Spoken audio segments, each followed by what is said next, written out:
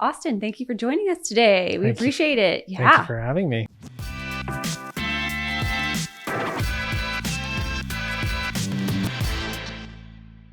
So tell me, how long have you been in real estate? I have been in real estate 9 years this fall. So coming up on my 9th full year. 9 years, almost a whole decade. Yeah, getting close. Yeah. Has it aged you at all? Oh, 100%. Yes. But in a good way. Good. Yeah. So what got you started? I started in 2016 coming out of a career in restaurant management. Okay. I was kind of getting to the end of that and said, hey, I don't know what I want to do next. So I got licensed over that summer, 2016. And in the fall, started as a single agent. And then kind of was my first client as a flipper and renovator, because I'm not from Kansas City originally. And that's sort of how I established my business, shared that process on social media, started to get clients. And by the 9th month of that first year, I had like 16 closed transactions. So it was a really good way for me to launch my career. So you were your first client. I was. Okay. Yeah. And how were you as a client? Oh, probably a nervous wreck. Yeah. Looking back, but good. It was one of those things where you're trying to build traction in real estate. New agents kind of have to focus on obviously a lot of prospecting and building relationships. And again, not being from the area, that took a little bit longer for me. And I just felt like it was, if I wanted to accelerate that process, becoming my own first client was a really good way to do that. So. Absolutely. But you mentioned that it took longer for you, but you closed 16 transactions within 9 months. Is that correct? Yes. Okay. I was able to, I think that first year close around 21 deals. So that's incredible. And so tell me how you grew your business, especially not being from Kansas City. That's got to be tough. So again, the flipping and renovating piece of my business is really kind of a strong arm of my business. The first probably 4 or 5 years that I got established in Kansas City was a great vehicle for like putting myself out there and getting the attention of friends and family that had, maybe landed in the area, not being from here. My sister does live here. I've got some, people from college days that live here. So I was able to kind of use that in a way to like reconnect with them, but also kind of show a level of like knowledge and expertise around just houses that I think really translated well, that when I did start getting clients, I felt like really confident in what I was doing. Gotcha. Good for you. So when you joined KW, what was that process like for you? So part of our search to find the right brokerage for my team, because the part of the arc of my story that I didn't share was I established myself as a single agent, got into flipping, but I kind of noticed that that's what I was becoming known for, was a flipper. And nothing wrong with that, but that really wasn't where I like set out on this journey in real estate to be. So I sort of reinvented kind of my public image in a way that focused my attention back towards residential real estate. Okay. So I started a team in 2019, kind of right before COVID. At the time I was with Berkshire Hathaway. Shortly after that, we made a transition with a large group of agents, like-minded agents, to another brokerage. And when that didn't kind of work out, it kind of left us as a team saying, okay, let's really focus on where we want to be, where that's going to best benefit not just myself as a team lead, but my agents that are on my team. And Keller Williams was a place that really, I think, allowed for me to take some of the pressure off my training and development. While I had a lot of that experience in restaurant management, if you can imagine starting a team pre-COVID, all 3 agents under me were brand new.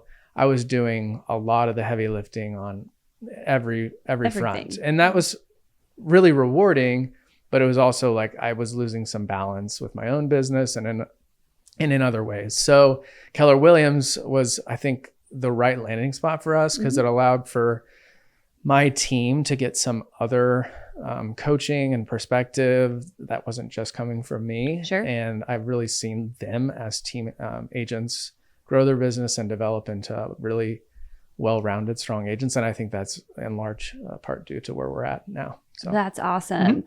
So you joined KW, Kansas City Metro, and I mean, right before COVID, great time. No, sorry to clarify. I didn't join KW, KC Metro till last May. Okay. So we've only been here a little over a year.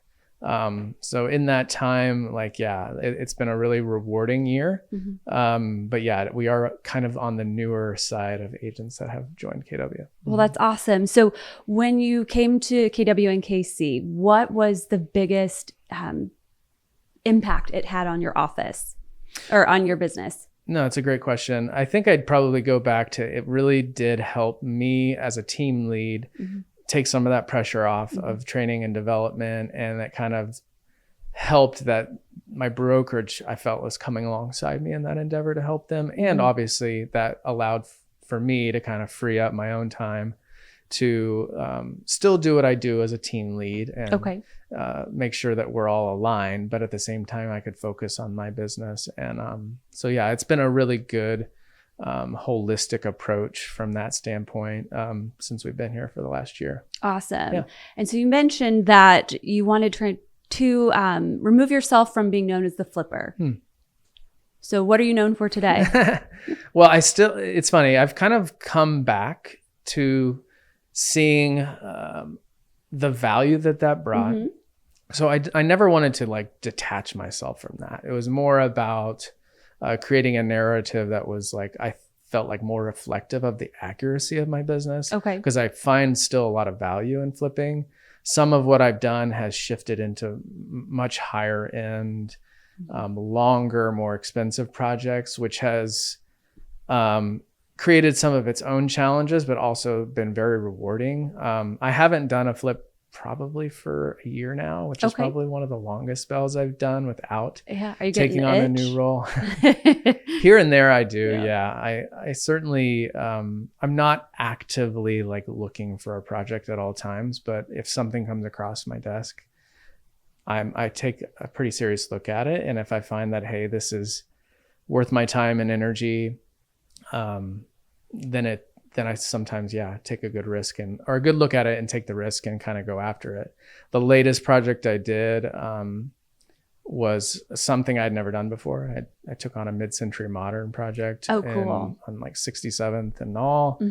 It went very well, but it did take a lot of time and energy, I think, away from the focus of my business. Was also during the transition I was having from my last brokerage to Keller Williams. So I took kind of some time after that one to just kind of plant some roots within the team. We've grown our team in that time. We've added 2 agents. So the focus, I guess, to answer your question, is not completely removed from flipping, because I still think it has informed my business and the way I treat my clients on a value level that I don't think a lot of other agents can bring. And I simply mean that by the standpoint, I have so many deep connections and discounts on, design materials, because not only do I flip them, I try to design and coordinate them myself. Wow. So that's given me, I think, a unique perspective on just the process of owning and maybe renovating or purchasing or selling a home. And it sort of hits on all those facets. That is so cool. So to date, what has been your favorite flip?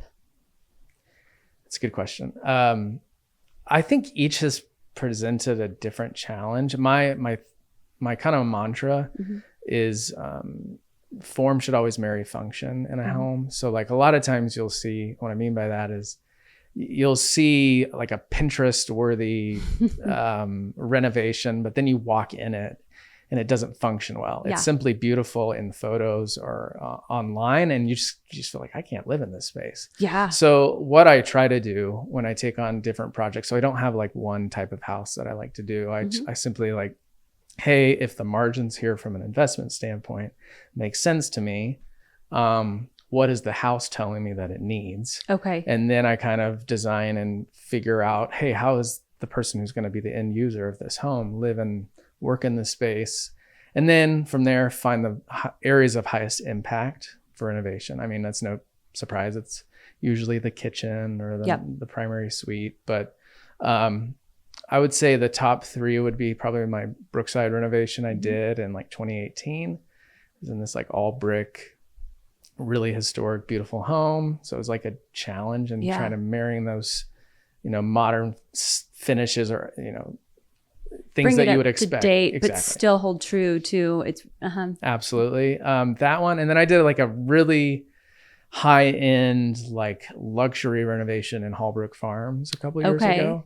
That was mainly simply like a big facelift, but it was a large home and it required lots of precision and detail because your end user, your client that you're selling to is expecting a high level of quality. So that was really fun and challenging, but it went really well.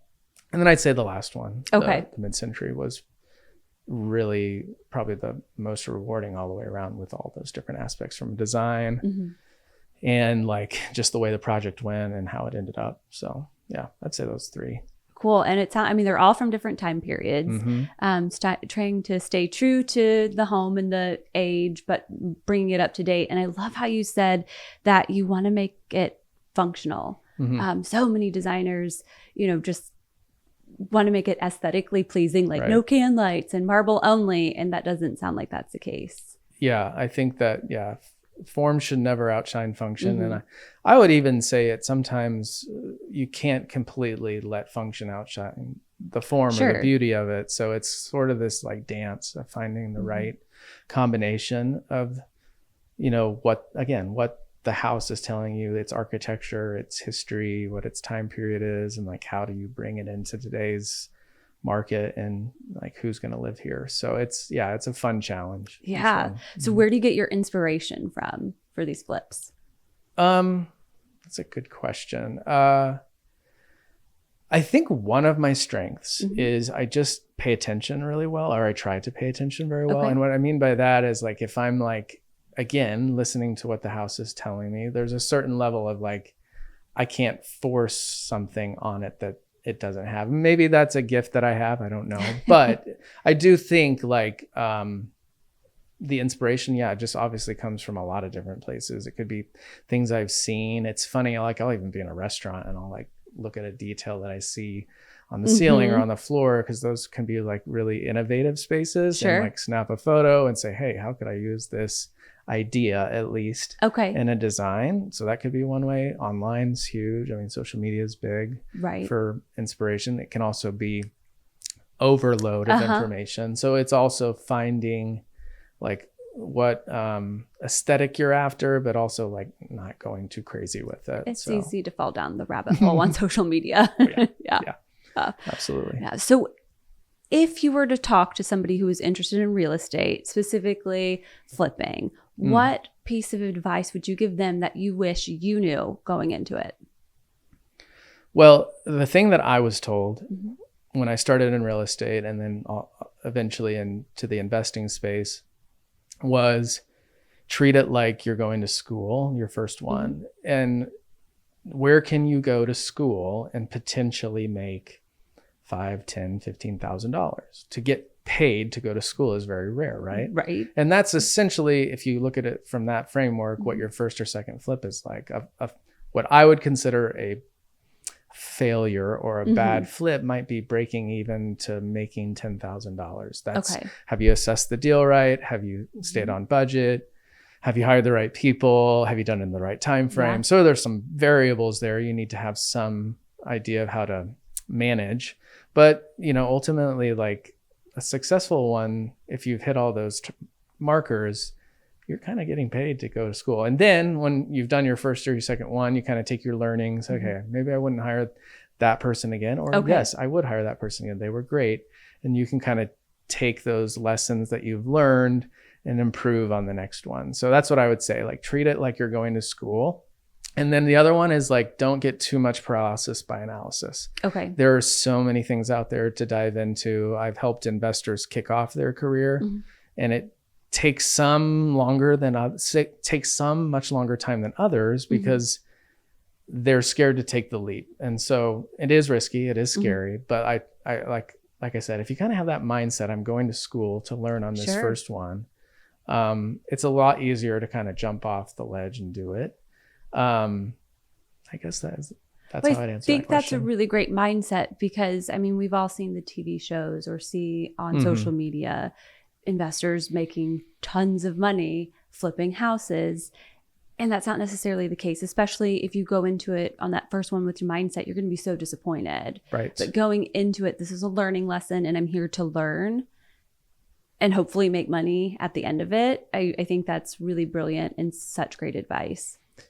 I think it goes not only for the individual, but I always said, like, if you have a spouse or you have a partner, like, to collectively having that same mindset and expectation is helpful. Because to your point, like, if you're going into it and you're not aligned on, like, well, how much is this going to cost and what's the return on investment? Yeah, it can quickly become very stressful. And you may like be one and done. But again, yeah, if you kind of approach it with the mindset, like, I'm here to learn and then improve on the next one. And then who knows, you might get lucky. And I've had certain amount of luck, I would say, but putting myself in the right position, doing the work has allowed, I think, for some of that luck to hit. And I've done really well in a few flips. So yes, you can have the HGTV moment where you make a good deal of money on a certain project. And then there are those that, like, you like take your lessons and you learn from it and you try to improve. So I think that's true of even a residential real estate agent. I mean, if you go into it expecting to do 21 deals like I did in my first year, that might be a lofty goal. It's definitely something to shoot for. And I don't ever discourage people from setting huge goals, but it is about, like, finding the right balance of, like, all those different factors of, hey, what is my kind of motivation here? What time am I going to develop, or what time am I going to devote to spending and building my business up? That's different for everybody because everybody's in a different boat. But for me, coming from restaurant management, I had a very unique schedule already in my world. And I was already kind of uniquely situated, not only for myself, but my family was also used to unique working hours. You know, I worked nights and weekends in my previous careers. So some of that was, like, I would say, like, a kind of a blessing to have laid that foundation for me to kind of shift over into real estate and do well without as much friction. But like, it's all those things that you kind of have to think about, whether you're going to be an investor or a residential real estate agent or begin starting your own team. Okay. You're obviously very innovative, which is probably why it's such a good fit at KWNKC, because when I think of David, I think innovator. Would you say that is true? Of innovation in my business and what I see at KC Metro? Because it's not traditional model that you've built in your business. And I mean, I am not what I would call a cookie cutter agent by any means. And I like that about what I have built. I think it uniquely positions me in certain situations to add value in whatever way is needed. I'm not saying I'm an absolute expert in every avenue, and I don't think anyone is. I think you're constantly learning and evolving and adapting new approaches. And I think when you think innovator, you think those are the people who are quickest to find adaptation that best benefits themselves and their clients. Because ultimately, like, that's what it's about. Like, we talk about this as a team often. Like, we could have the greatest client events, we could do the coolest things, we could have the greatest process, the sexiest materials, but, like, if you're not excellent in the transaction, that's the thing that matters the most and the client remembers the most. So when you do go do that fun client event and you were not great in the transaction, that's what the client's going to remember. So above all else, I would say, like, finding innovative ways to do better for your people is what your focus should be. And I find that to be true. Where I'm at here at KW, Kansas City Metro, is, like, they are also doing that for their agents. So I think that's what I would say is the most rewarding thing that I've seen play out being here in this last year. Awesome. Yeah. Well, let's get a little bit personal. You said that you were a restaurant manager before. I was also in restaurant management. That's what led me to Next. real estate. But let's talk restaurants. If you had to take an out-of-town guest to any restaurant in Kansas City, where would you go? Okay. If you're staying downtown, probably go to the Town Company. Okay, with you great choice. at Hotel Kansas City, and I think can't go wrong there. If you're like in the Crossroads area or Hospital Hill, I mean, Antler Room is probably my favorite restaurant. You think about innovation. Okay. Yeah. There's some really unique things happening in that space, and I really enjoy every time I go there something new and different. And like if you're in like South Overland Park, let's say in the burbs, like there's a place called Of Course that is really great. Okay. It's sort of like a Indian American fusion type place that is really, really impressive. So yeah, I'd say those three would be great choices. options. Of course you have great choices. Yeah, well played.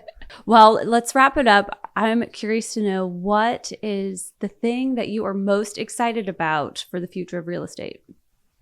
I think on the lines of innovation, like how do we start to adapt some of these newer technologies, yet still find a way to keep real estate what it is, and what I believe it is relational. And relationships, I think, matter most. Like when you get to know your client's needs, it's hard to do that on a surface level. So what do I mean? Like as AI is more and more a part of our world, both in real estate and outside of real estate, we see a very big initiative across our own company and many others to how do we integrate this appropriately. So it's going to be fun to kind of see how do we use this as an enhancement tool, but not replace what is sacred to what I find real estate to be, and is like building those key relationships with your clients. Absolutely. I mean, to your point, relationships are so important in terms of real estate. You are helping someone more often than not with their biggest purchase of their life. Correct. And to have someone that you know and trust is so important, and AI can't replace that. He's nailed it. Yep. Can't add anything to that. Awesome. Well, thank you so much for coming in today. Appreciate it. Thanks for your time. Appreciate it.